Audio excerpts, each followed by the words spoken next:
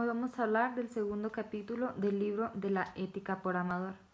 La semana pasada hablamos del primer capítulo que nos habla sobre la ética. Si recordamos, nos habla de que hay cosas que sí nos convienen y hay cosas que no nos convienen, pero que a veces para nosotros se nos hace difícil de saber cuáles son las que nos convienen y cuáles no nos convienen.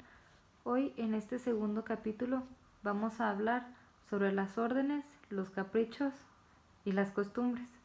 Nosotros nunca podemos elegir lo que nos pasa, pero sí podemos elegir qué hacer frente a las cosas que nos están pasando.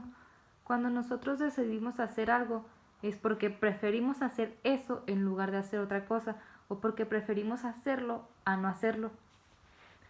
Nos da un ejemplo de un barco que lleva una tripulación y lleva mercancía. Entonces hay una tormenta.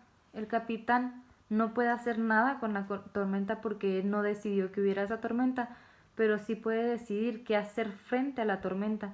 Entonces está en dos situaciones, porque a veces nos ponen a elegir dos situaciones.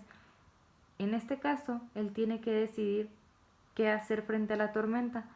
Puede llegar a su destino que tiene que llegar con la tripulación y dejar la mercancía, que es dinero. O puede, en cambio, tirar a los tripulantes y llevar la mercancía. Él tiene que decidir qué hacer con esas dos cosas, y a veces las situaciones son muy difíciles porque quisiéramos estar en la situación de no tener que elegir. También nos habla de 4 principios de la moral. El primero es el filosófico, que el filosófico hace el bien por el bien mismo. Nos habla del segundo, que es de la religión, que lo hagas por amor a Dios, porque es la voluntad de Dios. Y nos habla también del humano, que lo hagas por tu bienestar.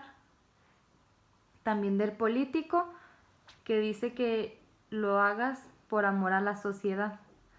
Por último, nos hace mención de que lo que debemos de preocuparnos es por no vivir por muchos años, sino por vivir esos años satisfactoriamente.